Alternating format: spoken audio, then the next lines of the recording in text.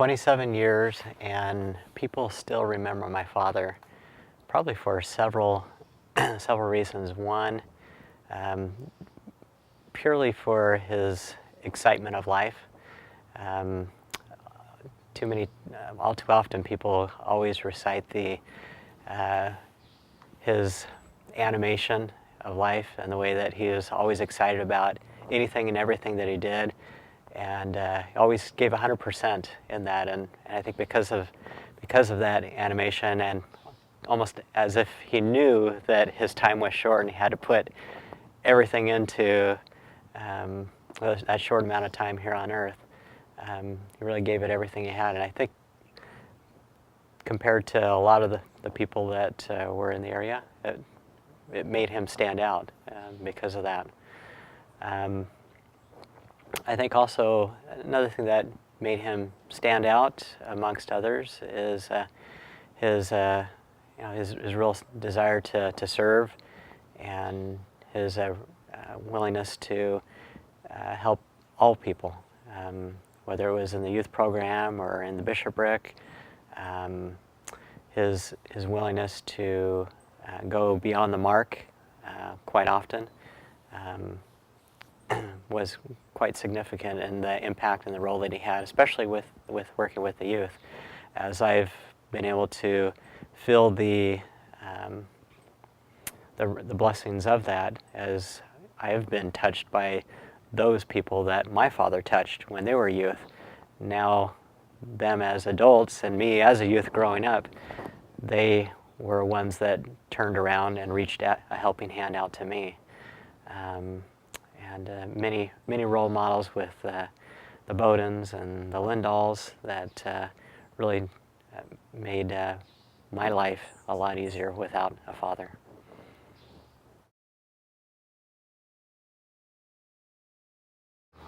It's affected me because I know that I'm doing almost double duty to ensure that I'm on the straight and narrow. It's kind of rare to be one that has two fathers in heaven, and knowing that you've got two fathers looking down on you to ensure that all is going well in your life, and you're doing your duties. It's in that regard, it's kept me on the straight and narrow.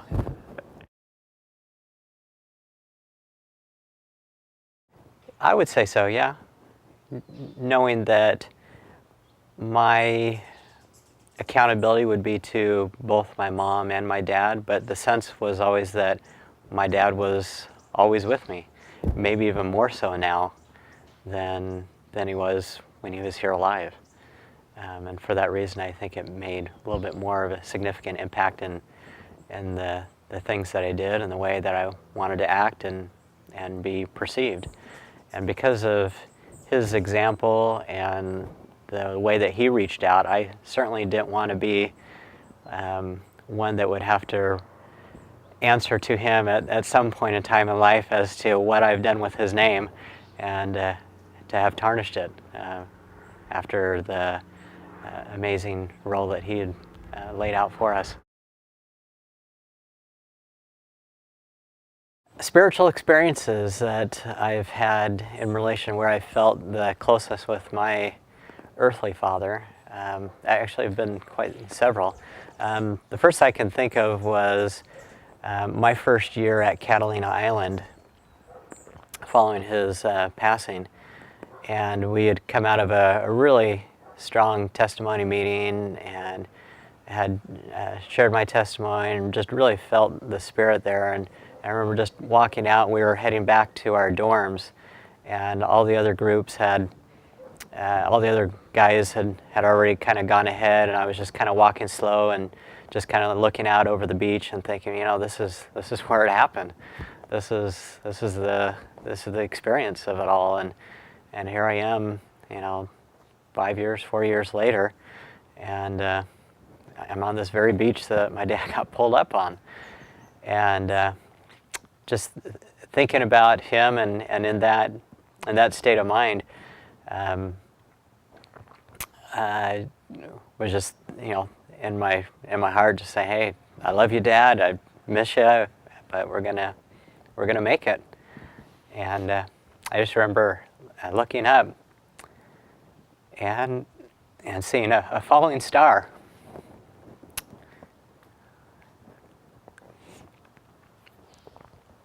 And it was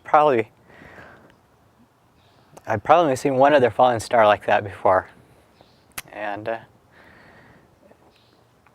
it could have been just by chance, as many things are, but I took it as an omen that I didn't see him, but I felt like that one time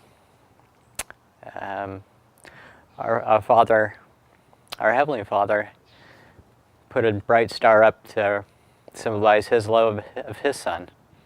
And I kind of took that as an omen that was one of my Heavenly Father's symbol to me, that He knew who I was and that I wasn't going to be alone. Later in life, while attending Rick's College,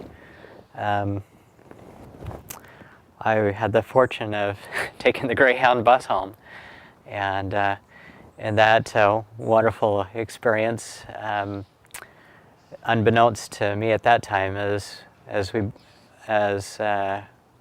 my grandpa Russell Hess had dropped me off at the Greyhound bus station, I boarded the bus and got on and figured all was well.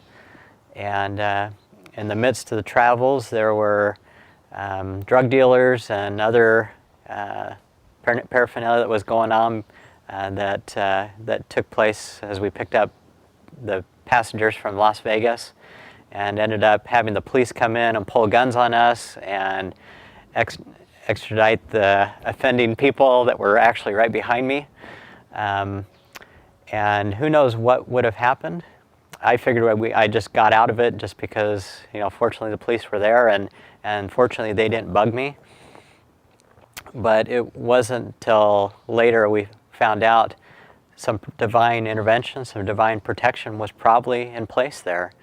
As I boarded and I waved goodbye to my grandpa, I could see that he was emotional, and I just took it that he was just sad to see me leave, since we had gone fishing and done a lot of things together while attending Rick's. And I'm sure that was part of it, but I wasn't prepared for knowing the real reason, which was as he returned home to his house in Yukon, he mentioned to his wife Ione that actually he didn't have to say anything. She knew before he even said anything, because he was so broken up and distraught, that she had said, "You'd seen Kyle, haven't you?" And he broke down and said, "Yes, I have. I saw him follow Kirk and get him on the bus behind him." And I'm not sure exactly why or the reason, but he was there. And so some divine protection, I believe, was provided for me at that time. And who knows what could have happened in that circumstance or that time in my life. So, and there's other instances on my mission where I felt a closeness to him as well.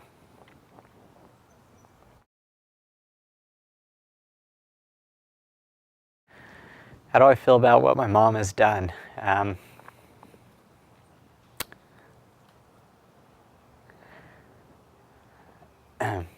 don't know how you capture that.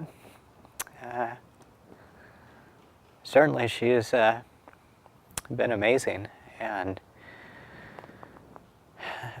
I guess one of the reasons why she did is because she always felt that he was there beside her, and certainly helped foster that feeling within our home, and really tried to help instill that within us. As certainly it probably could have been easy for her to, with his passing and not too many family members around, to pack up and head off to Idaho or head off to Arizona, where there was a little bit more family support to make it happen. But her desires to honor our father and wanting to come out here to California and to make it happen. She kept it and held fast to his desires to see us grow up and have opportunities that he felt no other place we could have. What my mom has done to keep the memory of my father alive, there's probably several things that definitely come to mind as you consider creating memories and reliving memories. Obviously, the use of pictures has been an important focal point in our family. There weren't too many weekends that we would be able to get by on a Sunday without seeing a slideshow of some sort where previous months or previous years were portrayed, as well as current existing activities or events that took place. And certainly that served as an opportunity to, even though a lot of times there was some kicking and screaming to get going in it, but once we actually started viewing some of them and going back into some of the history, it really became fun as we poked fun at each other and with Karina and Cami and Kent and Kristen. So that was quite fun. Certainly she, even though it probably wasn't something that she was absolutely excited about, things like camping, those were things that she did just because they were things that were important to my dad. They were traditions and things that he started. And so with the helpful aid of a camper, we continued those wonderful traditions. From camping to going to the beach and treating, as a family, we really didn't participate too much really in sports growing up, in sports activities and it wasn't really till high school that we, collectively as individuals, would actually participate in team sports, mostly because of her desire to keep that tradition of the weekends being sacred. And on Saturdays we do things as a family, and if we played AYSO or football or anything of that nature, it would incumbent upon the opportunities of going out and doing fun things. Skiing was another great love of my dad, and one that he passed on to me, and I certainly enjoyed doing. And that's something that, again, my mom didn't have to do that. I mean, I don't think she ever got on skis. She would sit in the lodge and do her piano stuff, or sit in the camper and cook food for us, and absolute servant of all. But she did it because she knew that she was helping to keep that memory alive of what our father would do if he was there.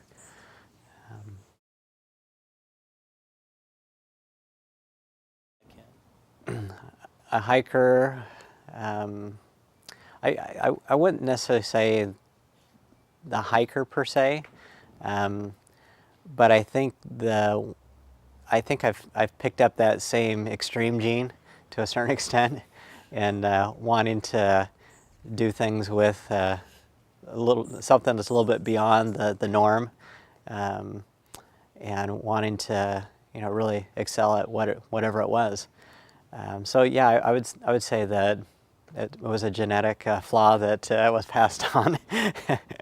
So, blame it on the genes. That's why I do it. It's just the way I was created. So, but yeah, I think anything with obviously scuba diving's out of the picture, and hang gliding, and climbing Everest. There's the death toll is a little too high, and certainly there's some taking into consideration on some of those sports, but generally speaking, anything that's gonna allow you to push things a little bit beyond the normal envelope for most people, yeah, that's what it's all about.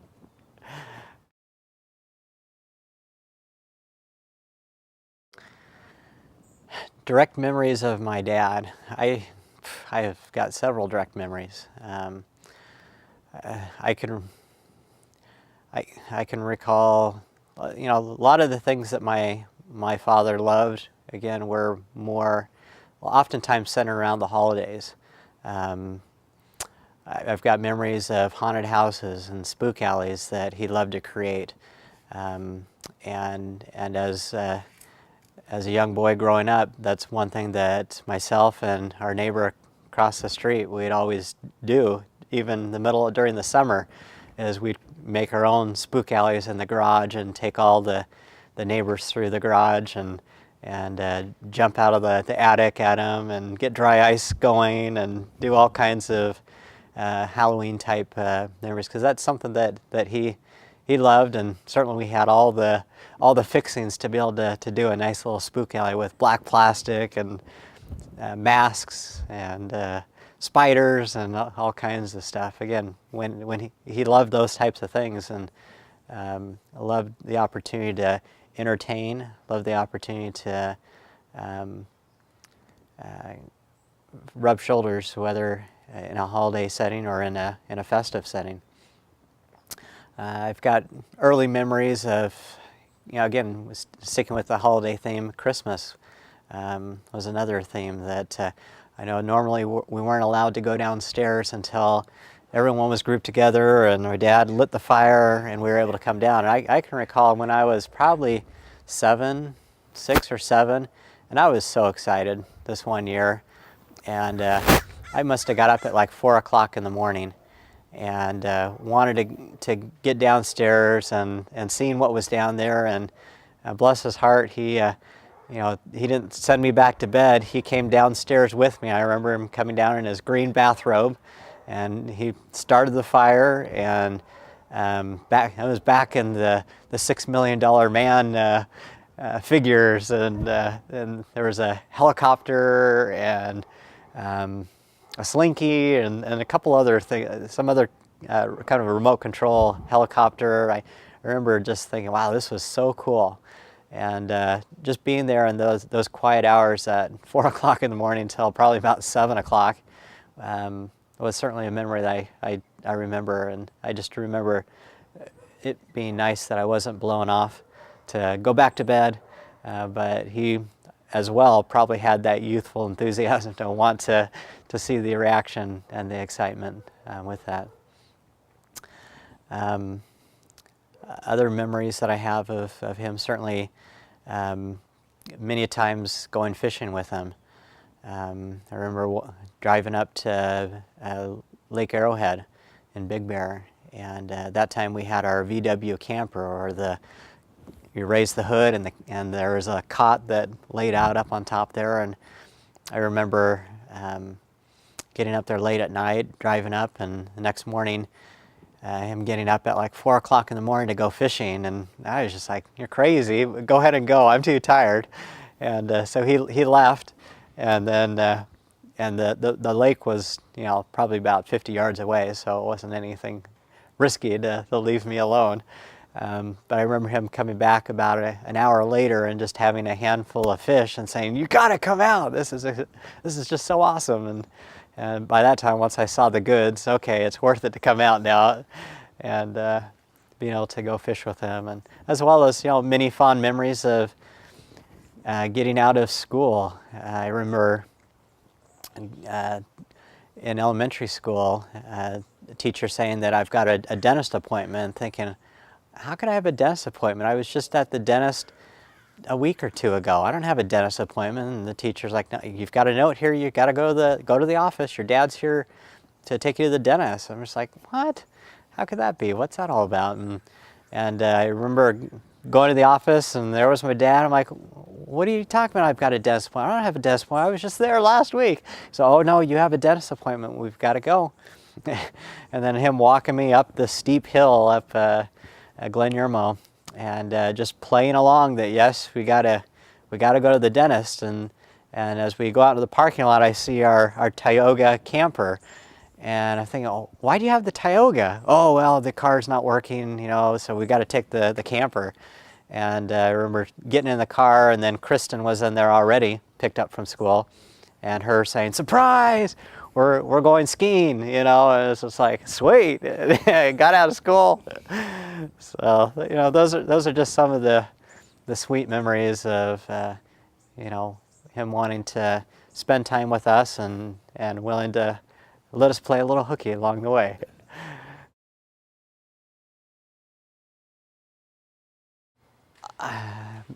Let me just back up.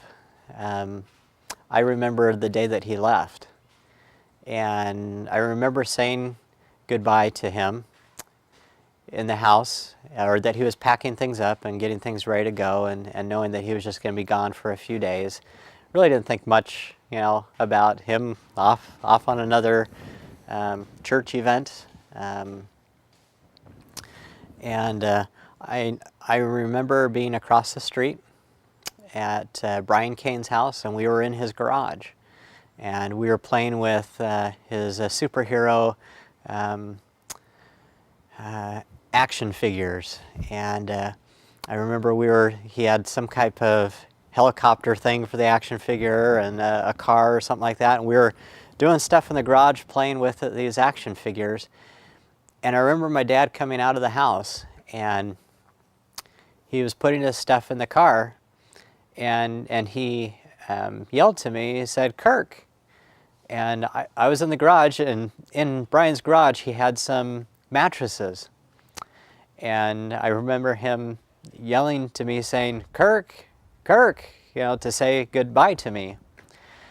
And I thought it would be really funny just to hide from him, and I hid from him. And I didn't say goodbye.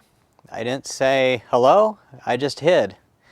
And he, not seeing anyone outside or us in the garage playing, he got in the car and he drove away. And that's the last words that I heard from his mouth was Kirk. A couple days later, I was again in Brian Kane's garage playing with those same action figures. And this time, Bishop Berger arrived at the house, and I didn't really think it too strange, as we've had people from the church stop by, and I really didn't connect the dots that he would ever be anywhere, and or at least at the event. And I remember him going in, and Brian and I were playing in the garage, and probably about a half hour, 15 minutes to a half hour after he came in, I remember my mom coming out, and I could tell that she was crying just in the tone of her voice. And I knew that there was something wrong. And just from her broken voice of saying, "Kirk, go get your sister," I knew that there was something that had happened. I went across the street to get Kristen and told her that, "Hey, something's wrong. Mom's crying. We got to come now." And I remember Bishop Berger setting us down, all of us, on our gold couch in the front room there, and him telling us that our father had passed away at this youth conference. And I don't recall too much what happened from there, other than I remember somewhere in between, with all of us crying and trying to digest what has been told to us and how it's going to impact us, and what we're going to do from there. I just remember going into the bathroom at one point and just looking in the mirror and thinking, how could this happen? How could this happen? What are we going to do? How are we going to pull through this? And that was really my initial memory of the blow that we had lost our father for a time.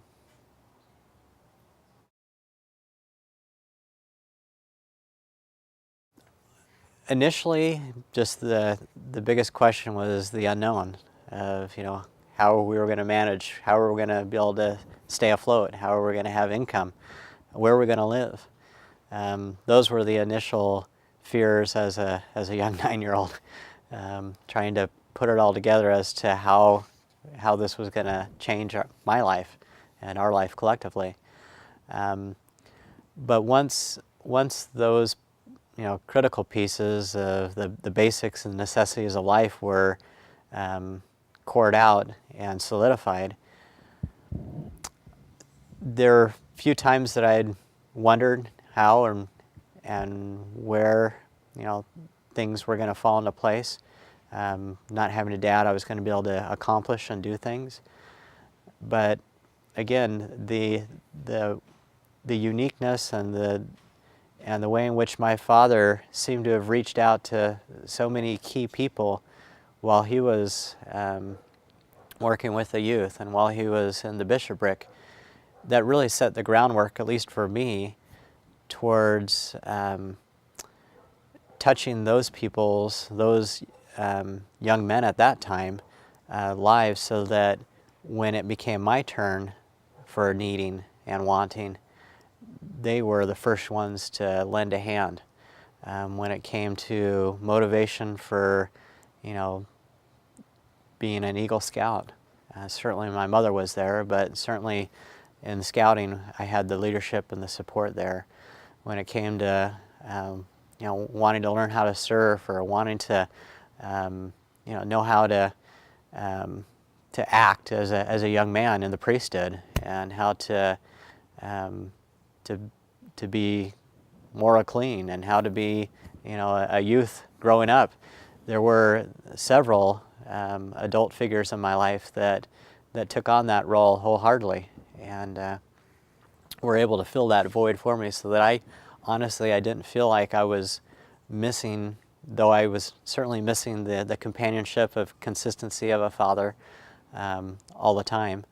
I felt like on those key areas where a father would be needed, I felt like that void was filled because of his touches on other people's lives in the ward at that time.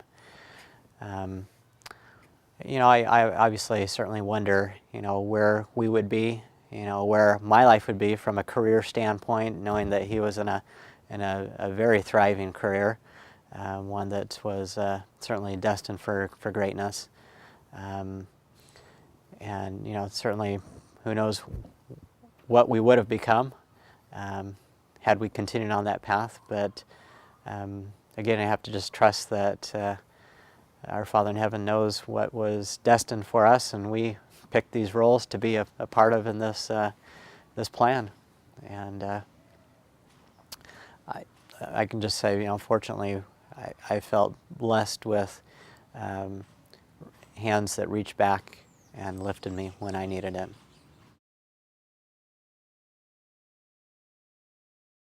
Yeah, I think the memories that my mom tried to instill with us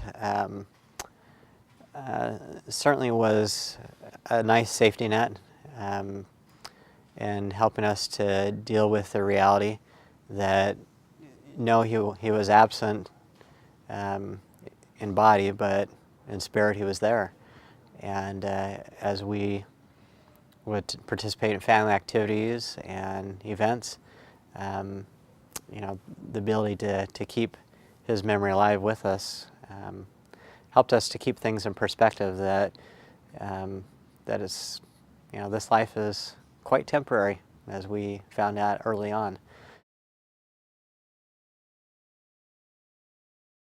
Did I ever have a rebellious moment outside of being a pyro and taking things to an extreme?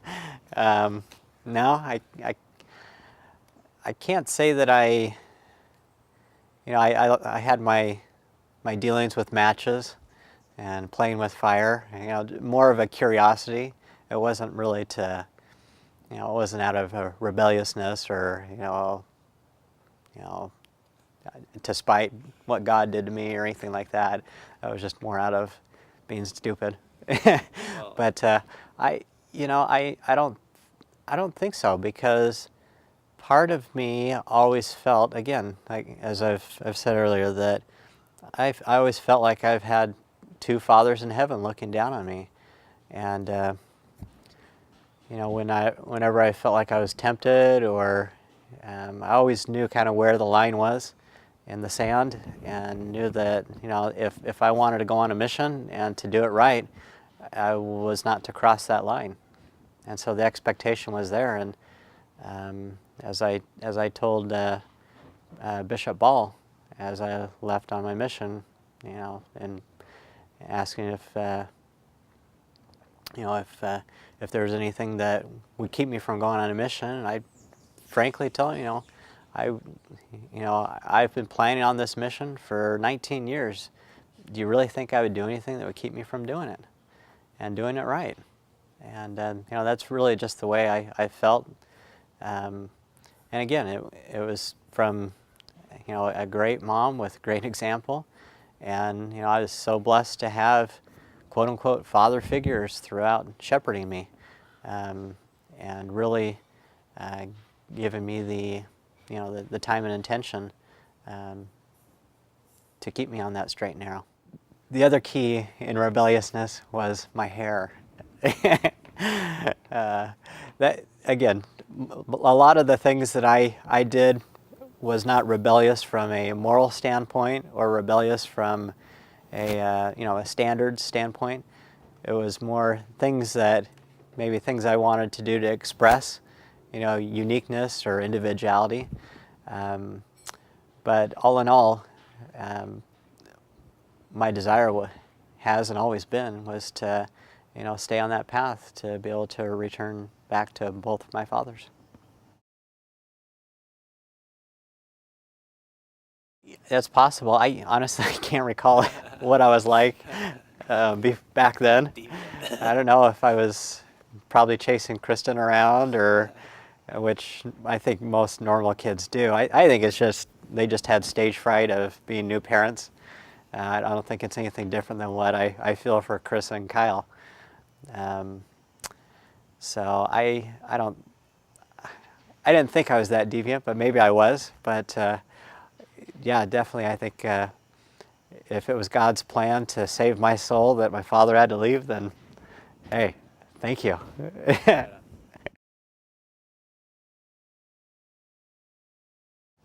Yeah, I would, in carrying on the legacy to my family, certainly I think it was a lot easier in those days to carry on the legacy, because back then we didn't even have Atari. There was nothing internally to keep us at the home. And so it was very easy to want to get outside of the house and get out and do. Now we've got Xbox and all these other things that pull for our attention. But that's something that I'm striving to do with our own family and with our kids, going out and doing fun things and creating memories that they'll think about and cherish, and they have something to record with, not only just pictures but also in their journals. Being able to keep a written history is something else that we're trying to pass along to our kids. The importance of documenting the experiences that they have and life's precious moments.